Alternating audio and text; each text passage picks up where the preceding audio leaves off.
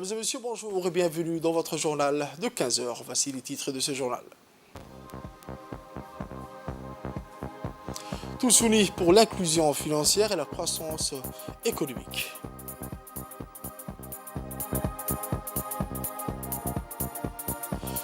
Pour les actualités internationales, le Conseil de sécurité met fin à la mission de maintien de la paix au Mali. C'était les titres, mesdames et messieurs, les détails de ce journal. Le président de la République, son Excellence M. Ismaël Omar Guelleh, a adressé un télégramme de félicitations à son homologue somalien, M. Hassan Sheikh Mohamud, dont le pays a célébré le 63e anniversaire de sa fête nationale. Dans ce message, le président Guelleh a formé de vœux des succès et des réussites à M. Hassan Sheikh Mohamud, ainsi que davantage de paix, de progrès et de développement au peuple frère somalien. Le chef de l'État a mis ensuite à profit ce télégramme pour se réjouir des victoires récentes enregistrées en Somalie sur le front de guerre contre le terrorisme.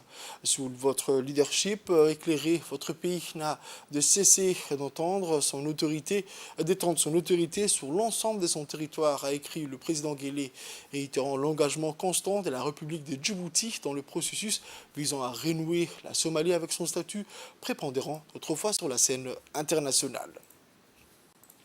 Le président de la République, Hadj Ismaël Omar Guelleh, a exprimé ses condoléances attristé à son homologue kényan, M. William Ruto, dont le pays déplore le décès de près d'une cinquantaine de personnes victimes d'un accident circulaire survenu hier soir dans la localité de Londiani, à l'ouest du Kenya.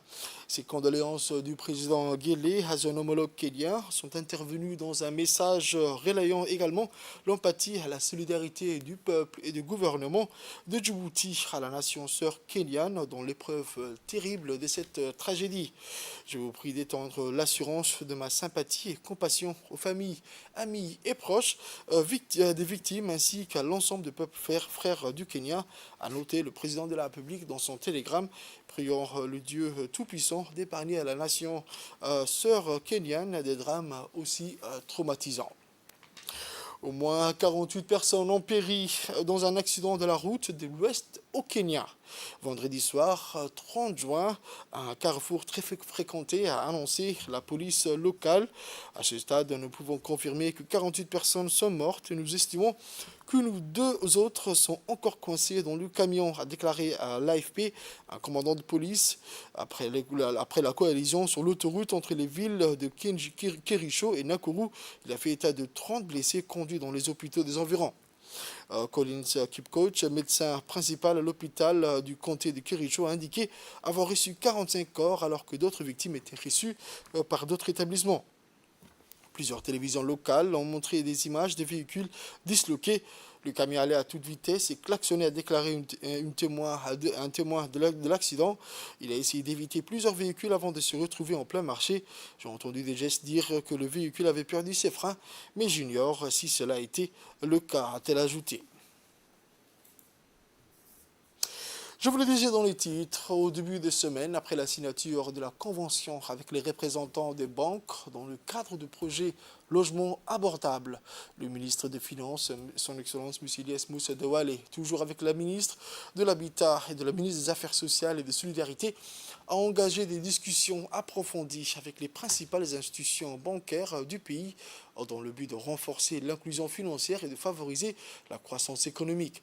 Ces échanges sont concentrés sur la facilitation de l'accès au crédit pour tous les citoyens et sur la création de nouveaux produits financiers novateurs adaptés aux besoins spécifiques de la population, en particulier des jeunes.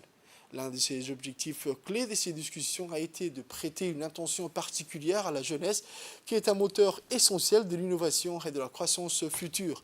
Il convient de souligner que le gouvernement, à son plus haut niveau, est pleinement conscient des défis auxquels les jeunes peuvent être confrontés lorsqu'ils cherchent à obtenir un financement pour leurs projets. Les représentants bancaires se sont engagés à travailler de concret pour développer de nouveaux produits financiers répondant aux attentes et aux besoins de la population. Ces produits seront conçus de manière à offrir des caractéristiques attrayantes telles que des taux d'intérêt compétitifs, des modalités de remboursement flexibles et des avantages adaptés aux différents segments de la société civile.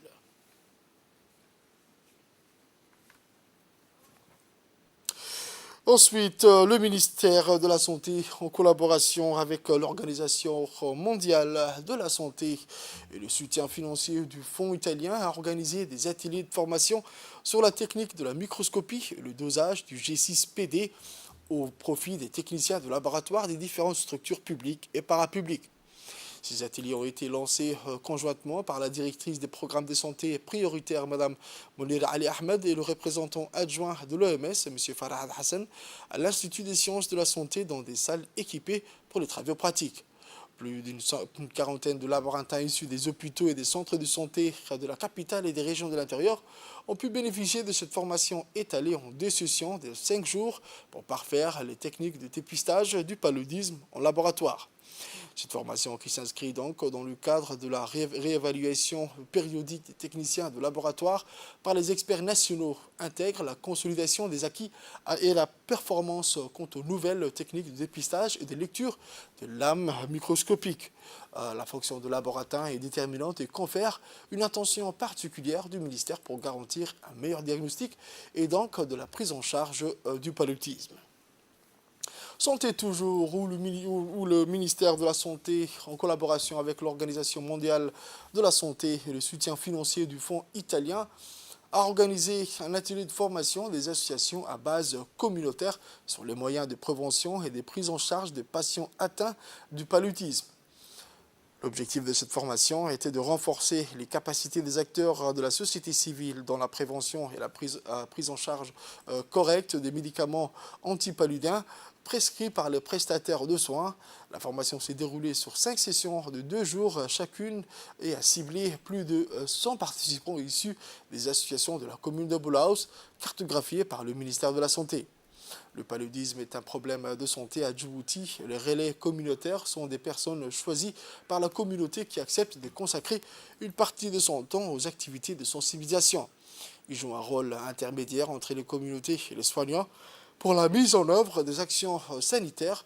Pour cette initiative, le ministère de la Santé compte impliquer davantage la communauté dans l'amélioration de la santé par la promotion et l'adoption de bonnes pratiques familiales ainsi que l'utilisation des services de santé. L'atelier de validation du projet de mandat et de lancement du réseau de l'INDH de l'IGAD par les représentants des institutions nationales des droits de l'homme, l'INDH des États membres de l'IGAD a eu lieu au Kenya. Cet événement important a vu la participation active de la délégation de Djibouti. L'objectif principal du présent réseau est de favoriser la coopération, la collaboration et la communication entre les INDH des États membres de l'IGAD en vue de l'exécution de leurs mandats respectifs en matière de défense, de promotion et de protection des droits de l'homme. Le président de la CNDH de Djibouti a fait un discours mémorable en saluant cette initiative des États membres de l'IGAD et avec l'appui de l'IGAD à se doter d'un réseau régional pertinent et promouvant la promotion et la protection des droits de l'homme en conformité avec le principe de Paris.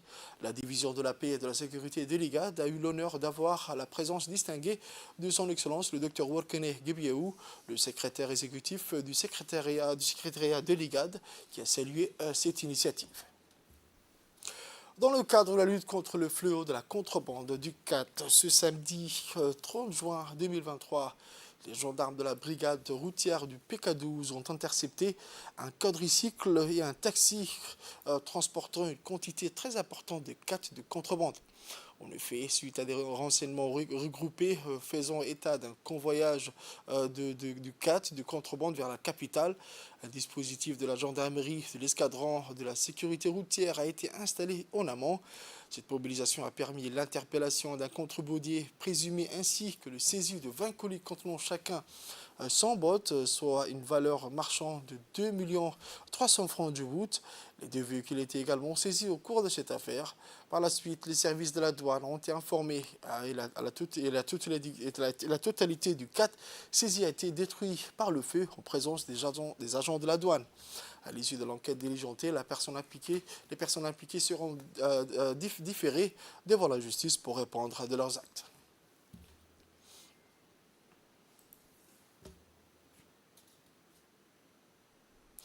C'est dans la journée du 27 juin 2023 que le bataillon Hill 10 a célébré dans la sérénité la cérémonie marquant le 46e anniversaire de l'indépendance de la République de Djibouti à l'aérodrome de Djalalarsi en Somalie. Cette célébration a été présidée par le commandant du bataillon Hill 10, commandant Mohamed Youssouf Rayad. Les autorités locales conduites par le président du conseil régional ainsi que les officiels et les artistes de la région de Djalalarsi ont été conviés à cette cérémonie.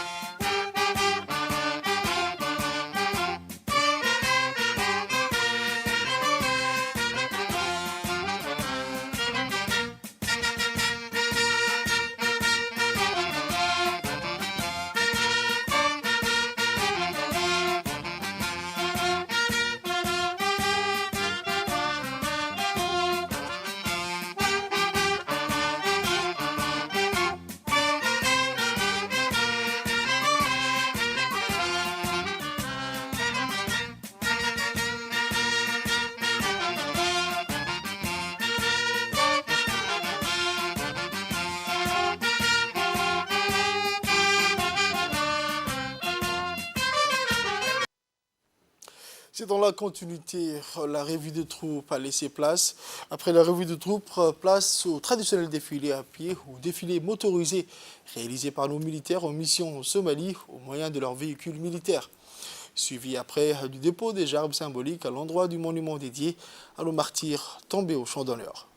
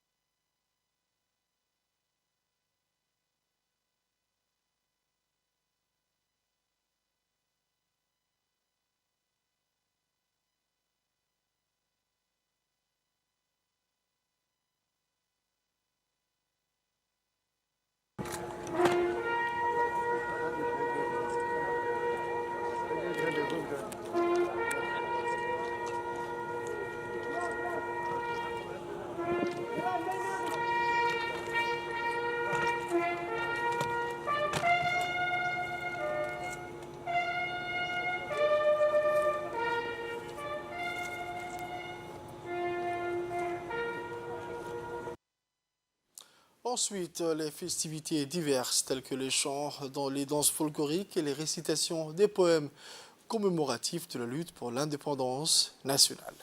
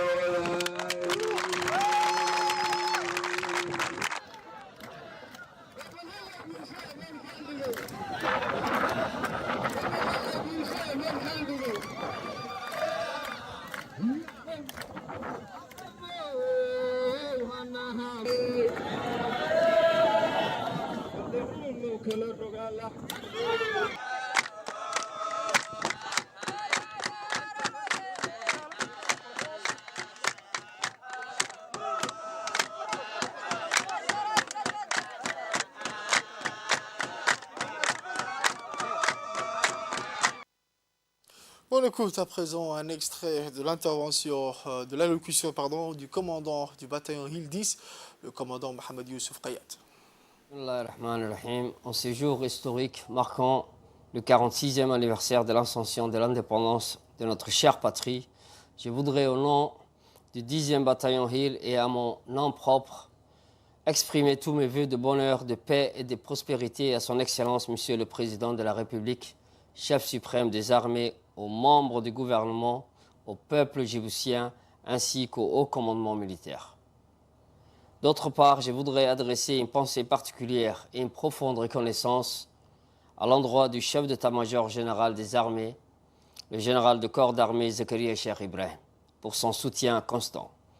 En effet, fort de l'appui déterminant du SEMGA, le 10e bataillon Hill a connu des avancées significatives ces derniers mois dans les domaines opérationnels importants, tels que le renforcement des moyens de transmission, le redressement de la capacité du parc automobile. Ces progrès de nos potentiels nous permettent d'envisager l'avenir avec plus d'assurance et de sérénité, malgré la procédure d'admise de réduction d'effectifs que le bataillon a subie. Par ailleurs, le point phare de notre activité est sans doute l'extension en cours de l'aéroport de Jean Larcier avec la réalisation d'une piste additive de 880 mètres. Ce rallongement de notre aérodrome portera la distance totale à 2300 mètres afin de répondre aux normes conventionnelles requises et disposer d'une plateforme adaptée à accueillir des aéronefs pour un soutien logistique plus important. Ce projet s'inscrit également dans le cadre du soutien du développement de la région et à l'amélioration de la situation économique de cette population éprouvée. Enfin, la situation sécuritaire actuelle étant très instable, avec la recrudescence des actions hostiles de l'ennemi, le 10e bataillon entend redoubler son professionnalisme et donner le meilleur de sa performance, quels que soient les défis et éventuelles contraintes qui pourraient survenir, et ce, avec la grâce du Tout-Puissant. Vive la République de Djibouti, vive les forces armées djiboutiennes, Eid Mubarak.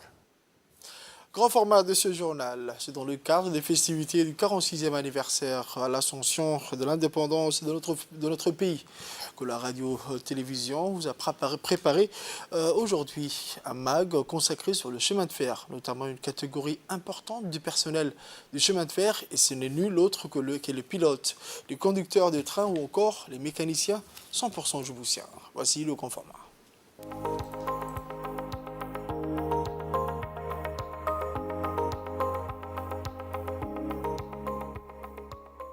La célébration du 46e anniversaire de l'indépendance de notre pays coïncide avec le 10e anniversaire de la pose de pierre du projet de la nouvelle ligne ferroviaire, ainsi que le 5e anniversaire de la mise en service de la nouvelle ligne, et enfin le 1er anniversaire de la certification des jeunes conducteurs des trains. Des dates importantes pour un pays qui est doté aujourd'hui avec des infrastructures des pointes telles que cette nouvelle ligne ferroviaire.